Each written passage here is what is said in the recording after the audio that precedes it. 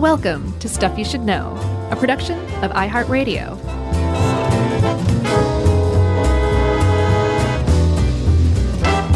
Hey, and welcome to the podcast. I'm Josh Clark. There's Charles W. Cute as a Button Bryant. And there's Jerry Squee Rowland. And this is Stuff You Should Know, the podcast, the cute edition. That's right. The science of cute. Yeah, I'm excited about this one. I've been wanting to do it for a while. How I know. about you? I remember, that was one of the first things you ever said to me when we met in the office. How cute you are? Well, no, we were in the break room, and I saw a picture of a baby panda. Sure. And I just started to melt. Yeah. And you went, "Hey, jerk. You ever wonder why you think things are cute? Yeah. I bet there's science behind that. Maybe we should talk about it one day." And look, here we are. Yeah. What was that, 12, 13 years ago Something almost? like that. It took a while. Man, you really responded to that aggression, didn't you? I did. So, Chuck. Yes? Have you ever heard of Mickey Mouse?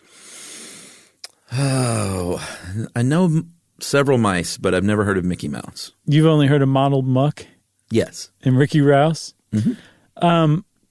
Well, let me tell you about Mickey Mouse. He's actually the mascot of a very large entertainment corporation called Disney.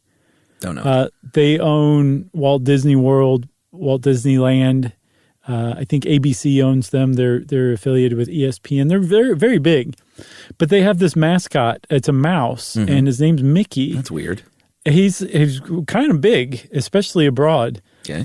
But if you look at Mickey today, you think, wow, that's a really cute mouse. Doesn't really look like a mouse. He's black and white, basically, or brownish and black. But also his features are very much not mouse-like. Mm-hmm. But if you were to go back and look at the beginning of Mickey, I think he's from the 1920s, late 1920s. In his earliest cartoons, he looked a lot more mousy. Yeah. A cartoon mouse, but he had, pointed features, not nearly as cute. Yeah.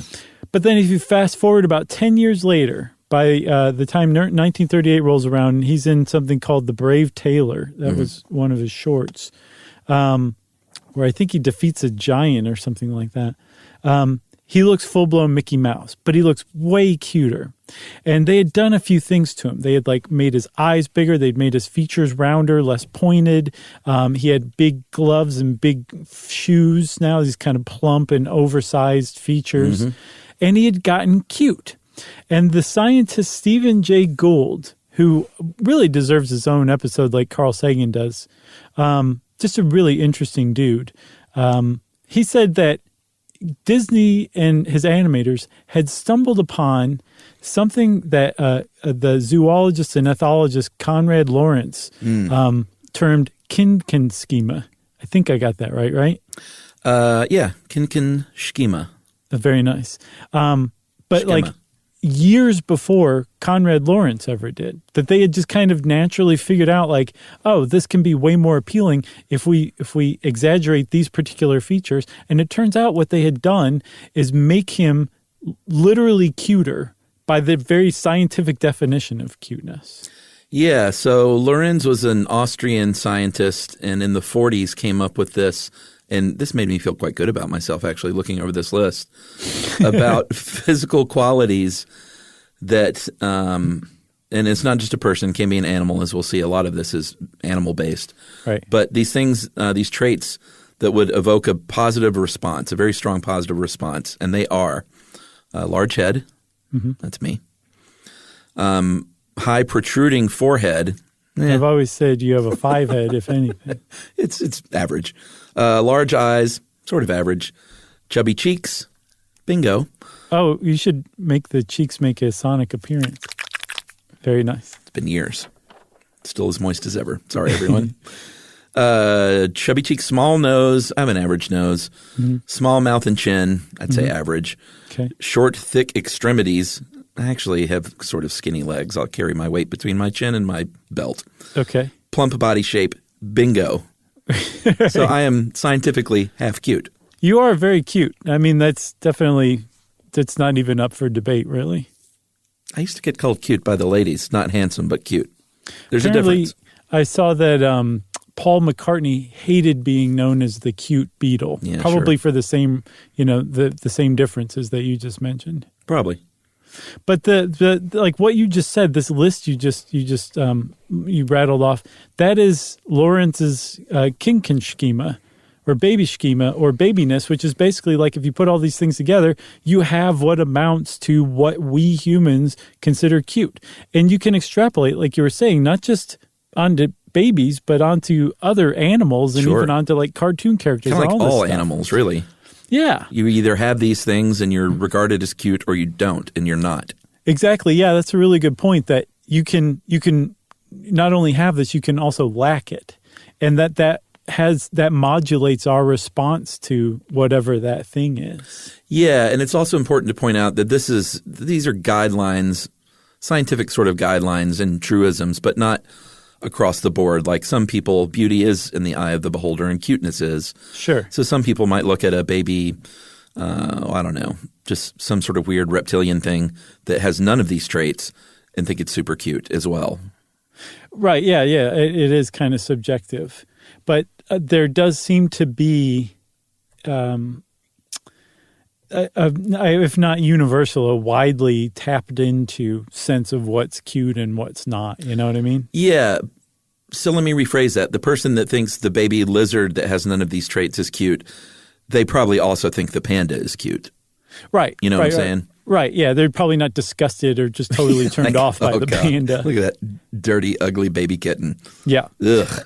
And so Lorenz was he compiled this list based on his observations, and I guess from what I read, like this whole study of cuteness is pretty young as far as scientific investigation goes. So, we're still figuring it out. It's still developing as it goes along, and some of the studies involved are fairly suspect, but there seems to be this this kind of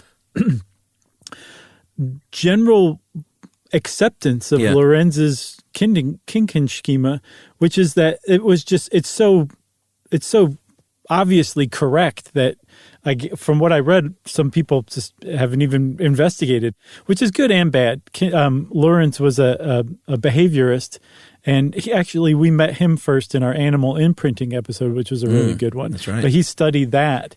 But he put this all together to study behaviors, and what he was studying is exactly how babies get adult humans who may not even be their parents to respond to them in a way that that adult wants to take care of that baby. And what he came up with was this Kinkin schema, cuteness. What he said unlocks innate instincts in humans that basically triggers like automatic behaviors like, I want to make sure that you stay alive, so I'm going to go find you some food, that kind of stuff. Yeah, and it corresponds to helplessness at birth. Yeah. There's a direct correlation between how cute you look and how little you can get by on your own in the animal kingdom. Most mammals are born very small, very helpless, many months, sometimes weeks, sometimes months, sometimes years of care before they can go off and kind of do their own thing. That's called altricial. What, to take to being born helpless, you're altricial. Yeah, so if you're altricial, you're probably almost 100% more cute than an animal that is born that can kind of run right out and do things on their own. Probably not as cute. That's precocial. So you got altricial and precocial, right? And the thing is like if you step back, like it's just so easy to just overlook this. And if you really start to think about this, cuteness has been this adaptive, I guess, evolutionary trait that's just been hiding in plain sight until Lorenz really put his finger on it. But if you step back and think about it, there's no innate or there's no reason that a baby has in and of itself to evoke a response in a human, even its parents, to want to take care of it. But it needs that because it is an altricial species. Humans are an altricial species. Big time. They'll just die out if you don't take care of a baby. And if enough babies die out, eventually humanity dies out. The species dies out. So it's an adaptation to make somebody want to take care of you. And that is what Lorenz figured out, that cuteness is that trigger. that we find babies cute and it makes us want to take care of them. And that is one of the most mind-blowing things I know. Yeah. I mean, if you look at human babies are born pretty early in their development. Like if all things being equal, human babies should probably be born 6 months later than they are. Yeah. But they're not. Human babies come out very early. They come out before their little fontanelles are even formed. It's disgusting. They need a lot of care. And they're born that like human babies are small so they can fit out of the birth canal. Their little noses are cartilage so they don't get broken on the way out. Like, babies should have larger heads and should have like not should, but you know what I'm saying. Fully formed, like strong noses, but they wouldn't be able to come out of a lady if that was the case. Yeah, because our brains have developed to be so big, and our craniums have developed in response to that like we're evolutionarily speaking or developmentally speaking, we're underdeveloped when we're born, even though we would have been born at like a normal gestation period for a human. Compared to other species, it's like, this kid's out a little, this kid hasn't baked fully. You know what I'm saying? And so that really makes human babies, even among, other mammals that are altricial, super dependent on caregivers to make sure that it survives. Yeah. So like a human baby's head is really large compared to their body. And these are some of the cuteness traits that we mentioned early on. Mm-hmm. Their eyes, your eyes don't really grow. Your eyes are about the same size. I didn't know that. Did you? Yeah. That's why when you look at some babies and you're like, look how huge their eyes are. Yeah. It's just because they're on a little tiny face. It makes sense, but I just had never known that you're born with your eyes basically the size that they're going to be when you grow up. I think if you really work them out, they can beef up a little bit though. Okay. Lots of blinking. We mentioned those tiny little noses, super cute and very bendy. Their little baby cheeks and everything's soft. So you can get out of that birth canal. Mm-hmm. And, formula and mother's milk keep you kind of chunky and full. Nobody's going to put a baby on a diet. No. Good Lord, no. The skin is very loose and soft. So, if you go through a big gross spurt, it doesn't, split open. Mm-hmm. That right. Sounds gross. It does. And then, the way babies move, it's just very cute. Babies are awkward and they're clumsy and they don't have the definition to manipulate these muscle groups very well yet. Yeah, and it's awkward and gawky and super cute. All of this stuff together is cute to us. And it raises the question, did babies evolve, human babies evolve to fit our definition of cute? No. Or did our definition – actually, I've seen both. Oh, really? I've seen both. So it makes sense that our definition of what's cute and what we respond to as cute would be based on the average human baby. But you can also take an average human baby and tweak digitally a picture of a baby and tweak it to maximum cuteness. And so there's this other idea that, okay, maybe originally our idea of cuteness was based on baby features, but the cutest babies would logically get the most response and would be the most likely, and would be the most likely to survive and thrive and go on to reproduce. So it is entirely possible that we as a species have gotten cuter over the eons because of selection for the cutest babies. Well, and that's been critical to our survival. It's when you see something like that, when you see a baby chick, your instinct is to pick it up and cradle it and make sure, that a tree branch doesn't fall on it. Right. And the same goes for babies. Yeah, because they share a lot of the same similarities, the same kin schema. I wish that kin wasn't in there. I wish it was just kin-den schema. We'll call it that then. I don't want to. We get things wrong all the time. We do. It's usually not purposefully, Okay. But that same set of traits can apply to other animals. It was like you were saying, animals that fall into that set of traits appear cute to us, and we want to save them. We want to take care of them. Like a little baby giraffe has huge eyes. Yeah. Its features are kind of small compared to a larger adult giraffe, which even adult giraffes are awfully cute. But one of the things that a baby giraffe is going to get you with is hobbling around trying to stand up that first time. And they hit you with those little shaky legs. Look out. Yeah, and that reminds us, or it reminds some very ancient part of our brain of a human infant, like developing its motor skills. So it seems like it's not like our brains are confused, like you're not looking at a baby giraffe like, look at that baby human, I love it. It's just, it triggers the same part of the brain that seeing a human infant does because of that same set of characteristics. Yeah, like there was a study I found on mental floss from 2009 where scientists reported that people in the study that viewed really cute images of puppies and kittens performed better in the game of Operation, the kids game, than people who saw less, like that saw pictures of grown-up dogs and cats. Right. So it just innately triggers this care response. It's really, really interesting. Yeah, and so what Lorenz called that innate releasers, that you see a cute baby and the cuteness acts as an innate releaser, which triggers a set of inborn instincts in every human to take care of that baby. And that apparently hasn't necessarily borne out, but there's an increasing amount of documentation about how seeing something cute affects the brain. And I propose that we take a commercial break and then come back and talk about that afterward. Agreed. We'll be right back.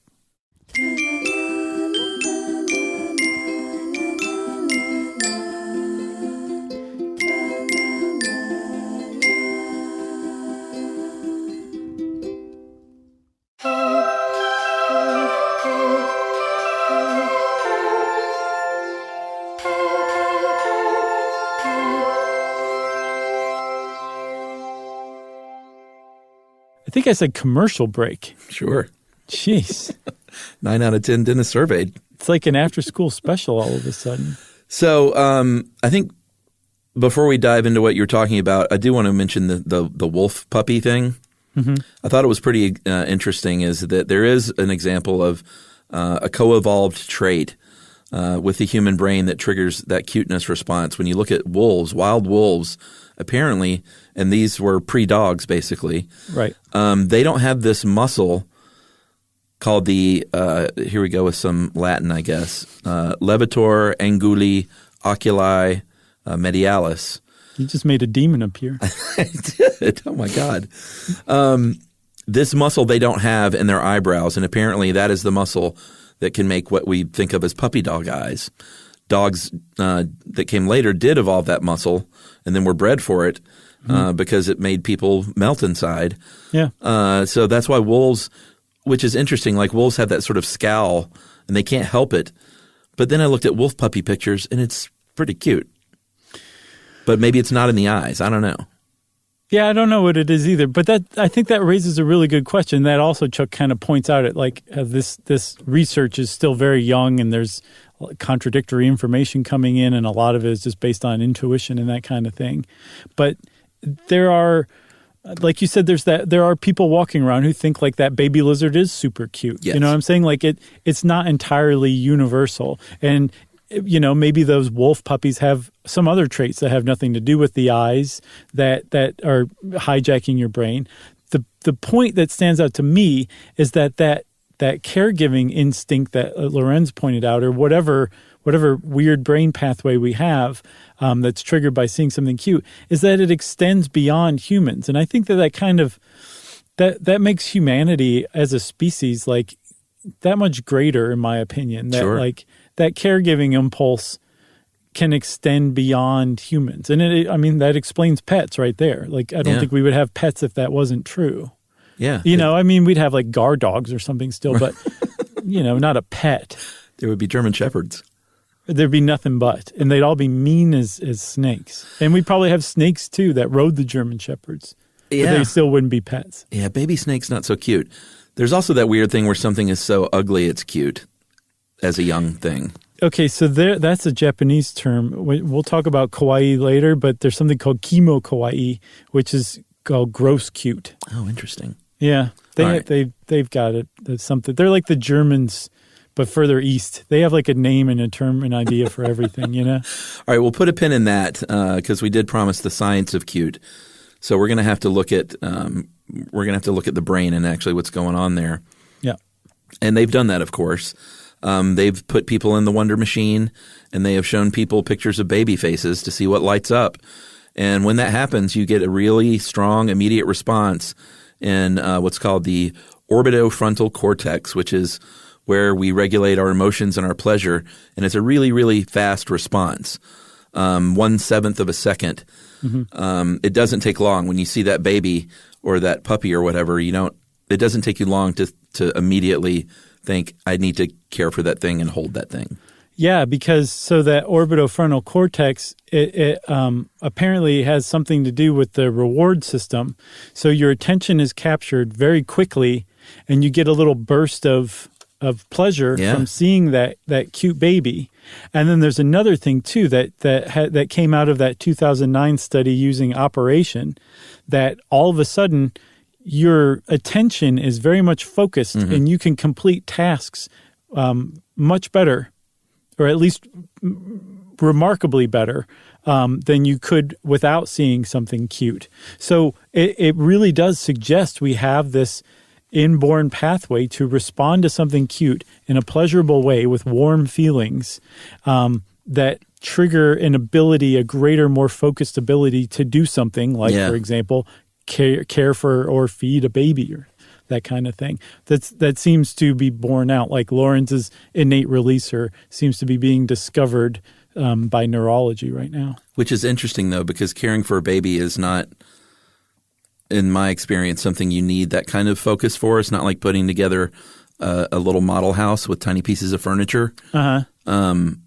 It's just like, keep this thing alive. Right, but maybe that's like rather than being like, oh, I think I'd rather rake the lawn instead. Right. Go, and you just stop feeding the baby and go rake leaves. Yeah. You know what I'm saying? Like your attention to the task at hand is a little more focused, so you're less distracted. Yeah. That's what I'm guessing. Different kind of focus. Sure. Yeah. Luckily, it doesn't take much brains because there's a lot of non-smart parents out there. That is true. So in that response, that speedy response in the orbitofrontal cortex when you see that baby, men and women both have that same spike, but I think women report stronger caregiving, which they chalk up to just gender roles basically, and not necessarily anything to do with the brain itself. Yeah, because the same areas light up for men and women, I guess to the same degree. It's just self-reported is different, right? Right. And then apparently also like this is not just parents who experience this. Like a human being or a typical human being will experience this. Yeah. I mean, that's the thing where like as an adoptive parent, this is my daughter is not my seed. But I can't – biblical. Yeah, it is. But I can't – like I have nothing to base it on, but I can't imagine a stronger connection or a stronger instinct to care give. Totally. And so it's an important trait clearly because like you've seen movies where people find like a baby like abandoned by the dumpster and that, you run out and, I suppose some people might just say – call it in and say, hey, there's a baby over here. I'm not going near it. But a human's inclination is to run over and pick that baby up. Totally. And wrap it up in something warm. Yep. And then maybe call the cops or whatever. Right. And like you said, like run over there. Like that's like an urgent thing that your brain would just be like, get over there right now. This helpless thing out there by a dumpster. Let's go get it. Yeah. That apparently would come probably more from the baby's cry, which I guess also ignites like the same kind of pathway as cuteness does, but it's it's slightly different. There's not necessarily a reward. It's more like urgency. And they call that a biological siren, which would, get you over there really quickly, but it's not necessarily because you saw, you thought about how cute the baby is in those swaddling clothes. Right. Sound is definitely important. Like that same study, if you hear a baby's laughter or even the smell of a baby, your brain lights up in the same way. Yeah. So like we're presented with the entire cute package of everything that's great about babies. Sight, sound, smell. They are really deeply manipulative, I think, is what you're meant to take away from this episode. They are. They're just tiny little monsters. They are. Saying, like, take care of me for 18 years. That's right. And possibly beyond if I'm Gen X. Exactly. Was it Gen X or millennials? I don't know. I feel like there were plenty of Gen Xers that lived in the basement. Yeah, you're right. You're totally right. Or maybe that's every generation. But we weren't coddled as much. Oh, boy. You're going to get us canceled. Oh, boy. Yeah, so let's move on from that. Oh, wait, here's another thing, and this is the saddest finding ever. Okay. Yeah. When they did this study, that brain activity was diminished when they were shown baby faces that had some sort of facial disruption, like a cleft palate, and that is really one of the saddest things you can imagine hearing. Yeah, because I mean that would account for, what I was talking about earlier about how cuteness is selected for, that there's this, like, by no one's fault of their own, but just through, the evolutionary process of these neural connections that we're born that are ready to make, like wanting to respond to something cute. If you're presented with something that doesn't quite line up with that Kinkin schema, that baby's going to have a much harder time getting that same response from somebody than just a traditionally cute baby will. It is brutal. It's extraordinarily sad. I think we need to do an episode on cleft palates too. That stood out to me. That we haven't done that yet. Yeah, or even worse. And in ancient times, those babies would be walked out to the woods and left. Yeah, for sure. Ugh. Carl Lawrence apparently said that the Kewpie doll, or Kewpie mayonnaise. So the doll that's based on, if you take a look at its face, that in Lawrence's opinion, that was the maximum exaggeration that you could reach of Kinkin schema before violating it. And that afterward, what was beyond it was, it wasn't coined at the time, but what he was talking about was basically an uncanny valley. Like there's, your brain would start to be like, wait, there's something is somewhat out of order here. So it's weird. There's like apparently there's a package of traits that make up what is considered cute, and straying outside of that just kind of violates it in some weird way. It violates like this pathway that we seem to be pre-programmed to have. I didn't know mayonnaise was going to make an appearance. I did because I saw the Kewpie thing, but before that I had no idea either. So cuteness is going to activate other parts of the brain. It's just not that super speedy response that you get in the orbitofrontal cortex. Right. So if you're a parent and you have a brain, you're going to undergo a really kind of slow change as you parent and as you take care of that baby and bond with that baby as they grow into infancy. You're going to still have that trigger of cuteness, but it's just going to be a slower response and more complex as far as your actual brain activity goes. Yeah, and supposedly that co-evolves with the cuteness of a baby. Like a newborn baby is just, but like you look at a baby at 6 months, that same baby, you have to admit it's pretty infrequent for a baby to be cute right out of the womb.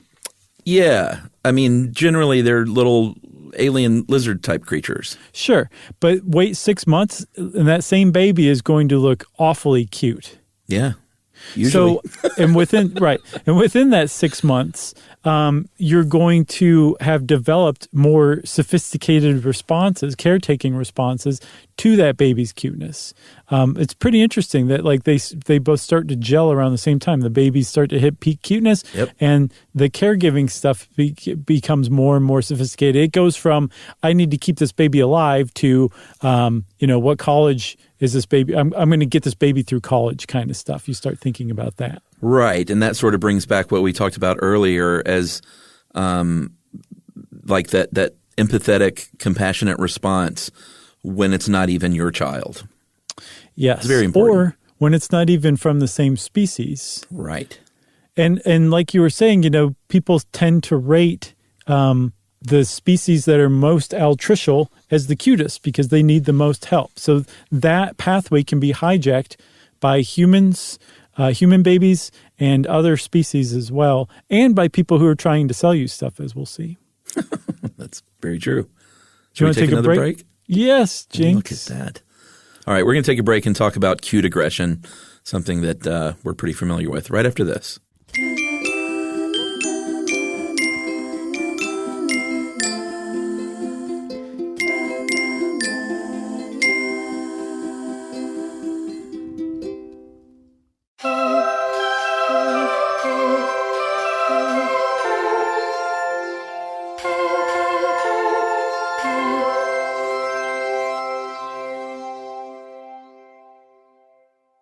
All right, so I've talked before in the past about my wife, Emily, and when she sees puppies and babies and other cute little things, she says stuff like, I want to punch that baby in the face. I want to squeeze the life out of it. I want to eat that puppy. Like some things that sound genuinely horrific. Yeah. Maybe not I want to punch that baby in the face. That's a different I've seen that somewhere. But it's a thing, and it's not just her. It's an actual thing. It's called cute aggression. When you see something and you say, I want to put that puppy on a plate and eat it. Which is, like you said, it's very weird when you step back and think about it. And it's of a very recent investigation. Like I think 2013 is the earliest I saw. And one of the people who are leading the charge into studying cute aggression is a Clemson psychologist named Oriana Aragon. And she and some of her colleagues have really kind of are establishing this field of cute aggression. And the reason why Aragon is a pretty good social psychologist to be investigating this is because her specialty is dimorphous expressions, which is contradictory emotional indicators that don't really seem to go together, but do because it's just so common, like tears of joy, right? Or nervous laughter, that kind of stuff. Yeah, that's a big one. And it seems that cute aggression kind of falls under that same umbrella. Yeah, and it's interesting because you say, sure, great, cute aggression, we've got a name for it. That doesn't really explain it, though. No. And it's explained kind of like nervous laughter or tears of joy. It may be a way of regulating something that's just too overwhelming emotionally. Yep. So when they study cute aggression, they show people the cutest pictures of the cutest things, see how the brain responds, and people who have the really biggest cute aggressive response, their brains are lighting up, but your reward system is also lighting up at the same time. Right, but it's like an overwhelming reward response. Like you're just it's intolerable. Yeah. And so the idea is that your brain brings you down from that by implementing like a not complimentary. What's the opposite of complimentary? You're a big jerk. that kind of emotion, like anger or aggression or hostility or something like that. Yeah. To balance it out and to bring you back down, because it makes sense that if you were just sitting there experiencing overwhelming cute overload, like you might not ever get around to feeding that baby. You might just be sitting there like with your tongue hanging out the side of your mouth drooling. Yeah. You know? It's interesting because like a lot of times, and I've heard a lot of other people say this, but like Emily will say like, I just want to squeeze that baby. And that's followed up with, I can't even take it.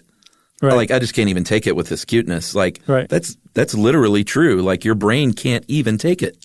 It's too much. I thought it was cute. Aragon came up with a way to measure cute aggression by using bubble wrap. Yeah, I didn't quite understand this. She would give bubble wrap to people and show them different pictures, and the pictures that rated the highest in cuteness evoked or led to the largest number of bubbles popped. So the idea is like if you see something cute, pop bubbles, or just like, here, hold this, and you just find yourself popping them? I don't know. I don't know that. I don't know, actually, to tell you the truth. I think it's meant to be like an unconscious thing. Okay. Like you're not supposed to be like, well, this is an 80 bubble kitty, you know? Sure. Nothing like that, where it's just like you look down and you're like, oh my God, there's no more bubbles left. That cat was so cute kind of thing. Okay. Makes sense. I saw another explanation for cute aggression in that it's a response to a frustrated desire for caregiving. So where you want to go punch that baby in the face, but you'll spend a significant amount of time in jail if you actually do that. Well, yeah, sure. Right? Like that's where that would come out. Like that you can't do that. It's not your baby to go snuggle and cuddle and take care of. You can't eat that puppy. You have to do it from afar. Exactly. So you have to do it from afar so it comes out in this mixture of cute response and aggression or aggressive words or, that kind of thing. Well, and that also kind of dovetails with the cute sadness, right? Which is, I guess Aragon coined that term as well, is where you see a puppy in a window and you go, oh, no, or make a frowny face. That's one you see a lot when you see something really cute. Yeah. And her theory is that kind of like what you were just saying, like that puppy is in the crate at the adoption place and you can't get to it. Or it's just walking down the street with somebody and you're driving your car and you can't get to it. So you're expressing a kind of a frustration that you can't get out of the car and squeeze the puppy. Right. So you have to squeeze your sphincter instead. But I guess it comes out as disappointment though. Yeah, and it would seem to be a response to frustrated attempts at caregiving or frustrated desire to caregive, because you see something cute and your caregiving instinct is triggered, or whatever you want to call it if you don't agree with instinct. But there's nothing you can do about it because you're driving and that thing's going the other way, so you can't do anything to take care of it. So you have to get that out somehow, and it seems like anger and aggression is a good way for it to make it subside quickly. Yeah, but again, I really want to point out here, this is intuitive stuff. This is not stuff where it's like, and this study backs this up, and this study backs this up. Yeah. From what I've seen, every single study in cuteness and cute aggression involves about 150 college undergrads as your study population, and they're popping bubble wrap and stuff like that. Like, it's still very early in its research, but it does make a lot of sense, but that doesn't necessarily mean that's accurate. Just take that with a grain of salt, whatever that means. And it's also, I'm not knocking the study, but it's also, let's be honest, it's not the most important thing in the world. No. It's like interesting to understand. It makes for good reading on an internet article. Yeah. But it's not it's not solving a problem. You know what I'm saying? I suddenly feel like we're standing in the middle of a vast glass house and we have rocks in our hands right now. Oh, boy. I think it's fun to talk about. I mean, that's what this is perfect podcast fodder. For sure. But I'm curious if this could be applied at all. I don't know. I think maybe it's just one of those things where it's like, now we understand this. It's documented, it's understood, so we understand humans a little more, and then maybe it'll open some door to some other thing that we didn't even realize was connected. No, there's value. But I totally agree with what you're saying. Yeah, but I think you've pulled me in the other direction. Nobel Prize. Oh, good. Just send it their way. Good. So you mentioned earlier about using this stuff to sell things, and that is for sure true. You look at any Pixar or Disney cartoon or anime, certainly, you're going to see round babies and you're going to see huge eyes when you see pamphlets that are trying to sell stuff or try to get you to donate to an animal cause or a children's foundation. They're probably going to put a baby or a puppy on that cover that has the biggest, roundest face and eyes. Yep. It's manipulative, but used for good. Generally. Yeah, totally. It's almost like using music in the background of an ad, it's purposefully hijacking a very ancient neural pathway that basically all humans have to get an emotional response out of you, a positive emotional response. And it might have nothing to do with what they're trying to sell, but you're now associating a pleasurable, warm feeling with, Mr. Sparkle dishwashing detergent. Yeah. When really it's just a joint venture of Matsumura Fish Works and Tamarabuchi Heavy Manufacturing Concern. Like when they've done studies on like anti-smoking campaigns for teenagers, and they respond more to cartoon characters that are cute. Which sounds a lot like Joe Camel, if you ask me. It's like the opposite of that. That's true. But it does make sense. Like a teen might respond to it lists here as like a penguin in a jacket or a polar bear than, some adult human like pointing their finger at you. Yeah, like John Houseman. Right. Can you imagine? To the teens. Don't smoke. Right. So, it also makes you think like, since so many like cute toys or so many toys are cute, when you're buying like a plush animal, are you responding almost in like an insane way to your cute caregiving response just being manipulated? And like you're going to take that stuffed animal home and give it care because it's just been activated in you? Is that real? That seems to be what's going on when you buy like a toy like that? I think so. That's interesting because then if you see people walking around like that, you're like, oh well, you've just been manipulated. Congratulations, kind of thing. Yeah. But also you can make the case too. And I read something by a guy named Gary Janosko, who was the Canada Research Chair in Technoculture at Lakehead University in Thunder Bay, Ontario. Wow.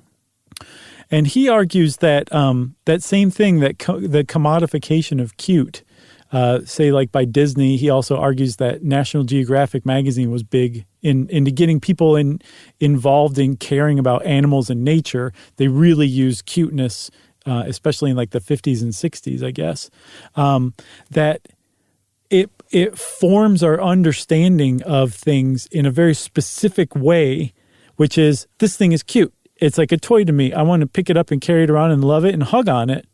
But in doing that, you really miss out on a lot of the individual personality of whatever that animal is. Like you trade respect for infantilism, right? Yeah. And like that really stood out to me because I have to remind myself that Momo is like this sentient individual entity who deserves respect and to be treated with respect, not just picked up anytime she looks at me a certain way and it sets off my cuteness response. Right. Like I've really had to grapple with that. And luckily Yumi's like really aware of that because she's always been a very small person and she used to get picked up all the time. So she like identifies with Momo on that level. And it's been like really an exercise in restraint sometimes. It's just be like, nope, I've just got to treat Momo like she doesn't want to be picked up right now kind of thing, Yeah. But I thought Janosko really made a good point that we miss a lot of like what makes an animal in favor of just seeing it as something cute and a kind of a plaything in a way. Yeah.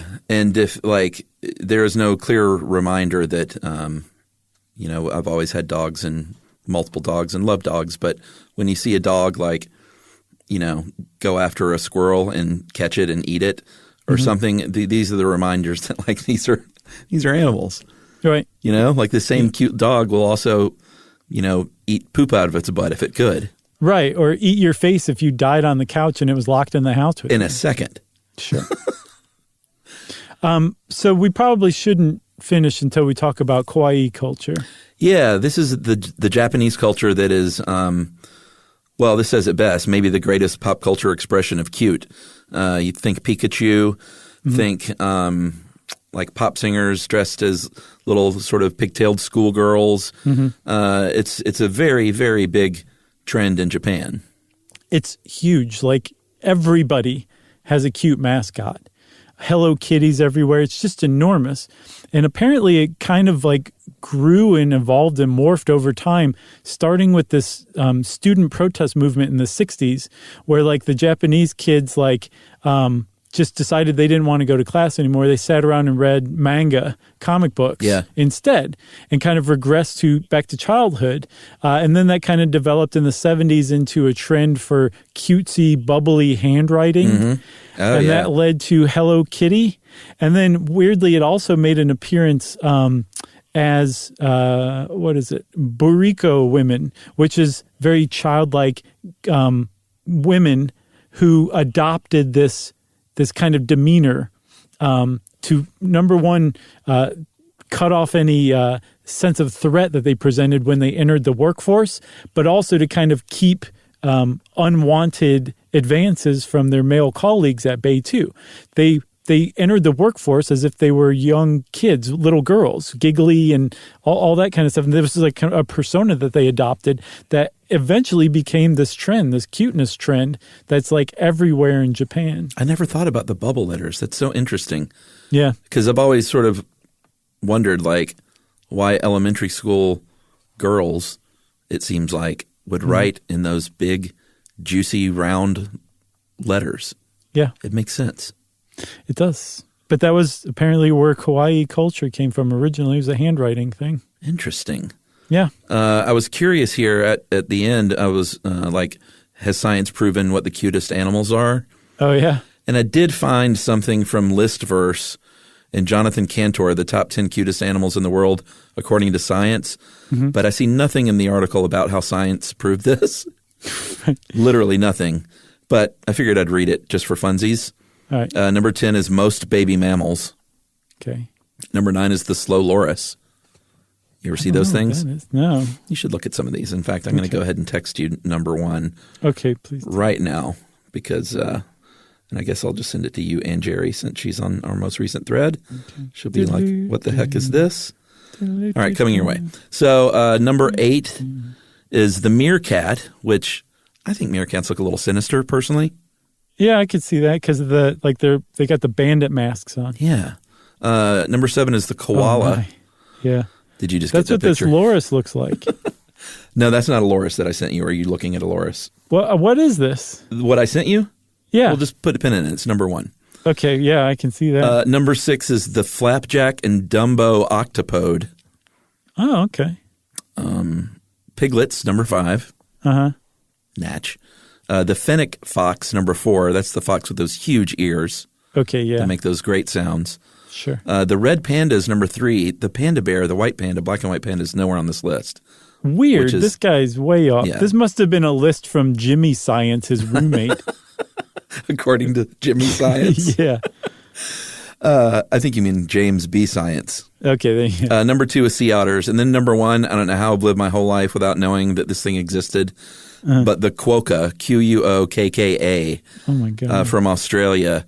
It's a small marsupial, same family as a kangaroo apparently in southwestern Australia. And that picture I sent you, my friend, just Google smiling quokka. Yeah. And you'll see this one picture of this quokka literally jumping, hands out, smiling at the camera lens. Like, give me a hug. Like, give me a hug. This is, and I mean, they said it's because they look like they're smiling, obviously. Right. Is one of the big reasons. But almost every picture you look at a quokka, it's crazy. It's got this little smile. Yeah. It's unbelievable. Hey, I have to say, based on the screenshot, you need to charge your phone soon. Yeah, and that was even earlier. So, oh God, I get that same stress because I'm generally at least 50% guy. Yeah, and so when I see people do screenshots, if it has that red, yeah, oh boy, I know, stresses me out. Take it. I can't even take it. So to finish up, Chuck, that the converse of what you're talking about, the cutest animals, the fact that they exist also kind of implies that there are non-cute animals that exist, Do you have and that that list? they're less likely to get our attention. And as a result, there is a kind of tongue-in-cheek, but I also get the impression kind of serious group called the Ugly Animal Preservation Society, whose mascot is the blobfish, which makes a lot of sense. And their slogan is, "We can't all be pandas." Oh, I love that. Yeah, so they're looking out for the ugly animals that we're going to wipe out because they're not cute. Well, I know that is a big deal when it comes to conservation, is that people can conservationists have a much harder time getting money and stuff. I mean, we talked about it in our zoos episode. Yeah. Like that's why they lead with giraffes and elephants and stuff like that. Was that the episode? I know we talked about it before, and they were like, look, man, just leave us alone. This is the important stuff because it saves the other stuff. Yeah, exactly. Boy, look at that blobfish. That looks like a – I know. Oh, man. Yeah. Ugly cute maybe? Yeah, chemo kawaii. If Kauai sounds familiar, that's probably because you heard it at the very beginning of the Gwen Stefani song, Holla Back Girl. Oh, really? Where she sees a bunch of Harajuku girls in Japan and goes, Kauai. Nice. Yeah. That blobfish look like it's constantly saying, okay. I know. They should have called it the Eeyore fish. Poor but thing. blobfish definitely works too. Oh, man. Well, since we have wrapped it up with the old blobfish, if you want to know more about the science of cute, just start looking at cute pictures of the Kuoka. Sure. That's a great place to start. And since Chuck said sure, that means it's time for listener mail. I'm going to call this, I'm getting called out here, and it's something I haven't thought about. I got called out by a couple of people for different reasons for saying this phrase, unless you live under a rock, then you know blank. One person said, hey, that just makes me feel dumb because I didn't know about one of these things. Sure. I think that's the point, right? That's your intent. No, I don't want to make anyone feel bad. Oh, okay. But this is a different kind of response and well worth reading. Hey, guys, making my way through a backlog of episodes, and I noticed a thing that seems to pop up from time to time in your descriptions of popular culture and products, like hang gliding, Etch-a-Sketch, and Rubik's Cube. You make comments like, and if you don't know what one of these is or looks like, get out from under your rock and go look up a picture. Someone who has been blind since birth, though, my problem isn't that I've been living under a rock, but rather that pictures to me are worth 0 words. Yeah, I really got you. Got me good. I grew up in the 80s, so everyone had a Rubik's Cube, and I played with my fair share of them, even though I couldn't solve them. For many things in life, though, if I haven't physically touched it or had it described to me, I only have the faintest idea of what it looks like. In fact, I was a music education major in college, and it wasn't until my sophomore year at age 19 that I touched a brass instrument for the very first time. The French horn still fascinates me. I've enjoyed listening to your show for years, and I've learned lots of visual information from you, from what giraffes look like to fashion choices of punk rockers. I wanted to make you aware of this, though. You can help people who can't look at pictures, whether we're blind or whether we're on the road, driving in a truck, and we don't want to pull out our phones to look at pictures. Thanks for years of learning and laughter. Appreciate the work. Warmly, Ryan from Minneapolis. And Ryan, I have nothing to say but great point, and I'll do better. Very nice, Chuck. I don't think there's anything else you could say. You know why? Because you're a good person and not a jerk. That's right. And now I will try and describe things to the best of my ability, which might not be great, but... I think you did a good job with the Kawaka description. Smiling wrote it? Yeah. It looks like it's smiling. That's all you need to know. Yeah, that's great. Well, if you want to take Chuck or me to task, there's not a lot of sport in that, but if you want to do it anyway, that's fine. You can send it to us via email. Wrap it up and send it off to stuffpodcast@iHeartRadio.com. Stuff You Should Know is a production of iHeartRadio. For more podcasts from iHeartRadio, visit the iHeartRadio app, Apple Podcasts, or wherever you listen to your favorite shows.